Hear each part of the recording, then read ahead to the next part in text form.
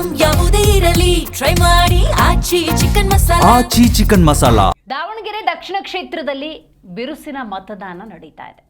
ಗ್ರಾಮೀಣ ಪ್ರದೇಶದಲ್ಲಿ ಮತದಾನಕ್ಕೆ ಉತ್ತಮ ಪ್ರತಿಕ್ರಿಯೆ ಲಭ್ಯವಾಗಿದೆ.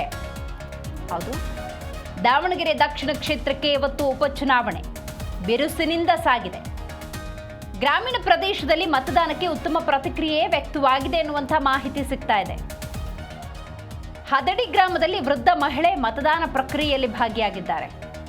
ಸರತಿ ಸಾಲಿನಲ್ಲಿ ನಿಂತು ಮತದಾನ ಮಾಡಿದ್ದಾರೆ ಆ ಭಾಗದ ಮತದಾರರು.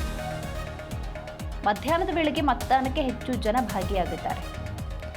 ದಾವಣಗೆರೆ, ಬಾಗಲಕೋಟೆ ಈ ಭಾಗದಲ್ಲಿ ಕೊಂಚ ಬಿಸಿಲು ಜಾಸ್ತಿ. ಬೆಳಗ್ಗೆ ಇಲ್ಲ ಸಾಯಂಕಾಲದೊಳಗೆ ಹೆಚ್ಚು ಜನ ಬರ್ತಾರೆ ಅಂದರೆ ಮಧ್ಯಾಹ್ನ ಕೂಡ ಬಹಳಷ್ಟು ಮಂದಿ ಬಂದಿದ್ದಾರೆ. ಬಿಸಿಲ ಜಳದ ನಡುವೆ ಕೂಡ ನೋಡಿ ವೃದ್ಧೆ ಯಾವ ರೀತಿ ಚುನಾವಣಾ ಪ್ರಕ್ರಿಯೆಯಲ್ಲಿ ಭಾಗಿಯಾಗೋದಕ್ಕೆ ಬಂದಿದ್ದಾರೆ ಅನ್ನೋದನ್ನು ನೀವು ಈ ದೃಶ್ಯದಲ್ಲಿ ಗಮನಿಸಬಹುದು. ದಾವಣಗೆರೆ ಹಾಗೂ ಬಾಗಲಕೋಟೆ ಎರಡೂ ಕ್ಷೇತ್ರಗಳಲ್ಲಿ ಮತದಾನ ಬಿರುದಿನಿಂದ ಸಾಗಿದೆ.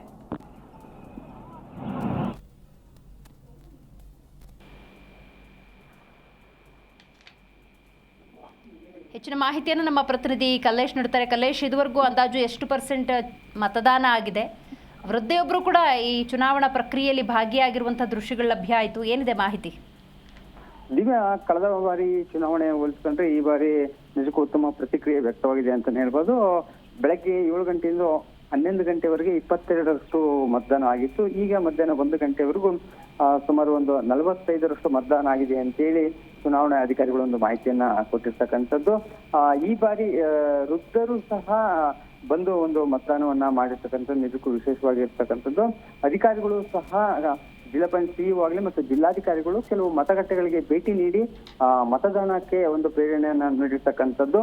ಹದಡಿ ಮತ್ತು ನಾಗನೂರು ಮತ್ತು ದಾವಣಗೆರೆ ನಗರದಲ್ಲೂ ಸಹ ವೃದ್ಧರು ತಮ್ಮ ವೀಲ್ ಚೇರ್ಗಳಲ್ಲಿ ಬಂದು ಮತದಾನವನ್ನ ಮಾಡಿರ್ತಕ್ಕಂಥದ್ದು.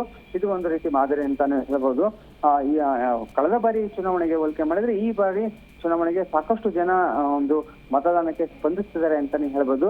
ಗ್ರಾಮಾಂತರ ಪ್ರದೇಶದಲ್ಲಿಯೂ ಸಹ ಬೆಳಗ್ಗೆ 7 ಗಂಟೆಯಿಂದನೇ ಜನಗಳು ಬಂದು ತಮ್ಮ ಮತಗಟ್ಟೆಗೆ ಬಂದು ತಮ್ಮ ಹಕ್ಕನ್ನ ಚಲಾಯಿಸ್ತಿರುವುದು ಮತ್ತು ನಗರ ಪ್ರದೇಶದಲ್ಲೂ ಸಹ ಉತ್ತಮವಾದಂತಹ ಪ್ರತಿಕ್ರಿಯೆ ವ್ಯಕ್ತವಾಗಿರ್ತಕ್ಕಂಥದ್ದು. ಈ ಬಾರಿ ಒಟ್ಟಾರೆಯಾಗಿ ನೋಡುವಂತಹದ್ದಾದ್ರೆ ಸಂಜೆ 6 ಗಂಟೆಯವರೆಗೆ ಸುಮಾರು 85ರಷ್ಟು ಮತದಾನ ಆಗ್ಬೋದು ಅಂತ ಅಧಿಕಾರಿಗಳು ಒಂದು ಮಾಹಿತಿಯನ್ನ ಕೊಟ್ಟಿದ್ದಾರೆ. ಹೆಚ್ಚು ಮತದಾನವನ್ನು ಮಾಡಿಸ್ಲಿಕ್ಕೋಸ್ಕರ ಅಧಿಕಾರಿಗಳು ಸಹ ಜನರಿಗೆ ಒಂದು ಮಾಹಿತಿಯನ್ನು ಸಹ ನೀಡ್ತಾರೆ. ತಮ್ಮ ಹಕ್ಕನ್ನ ತಾವು ಚಲಾವಣೆ ಮಾಡಿ ಈ ಒಂದು ಉಪಚುನಾವಣೆಯಲ್ಲಿ ಅಂತೇಳಿ ಇದುವರೆಗೂ ಸಹ ಯಾವುದೇ ರೀತಿಯ ಸಮಸ್ಯೆ ಇಲ್ಲದಂತೆ ಒಂದು ಮತದಾನ ಪ್ರಕ್ರಿಯೆ ಶಾಂತ ರೀತಿಯಿಂದ ನಡೀತಾ ಇದೆ. ದಿವ್ಯಾ, ಥ್ಯಾಂಕ್ ಯು ನಿಮ್ಮೆಲ್ಲ ಮಾಹಿತಿಗಾಗಿ ಕಲ್ಲೇಶ್.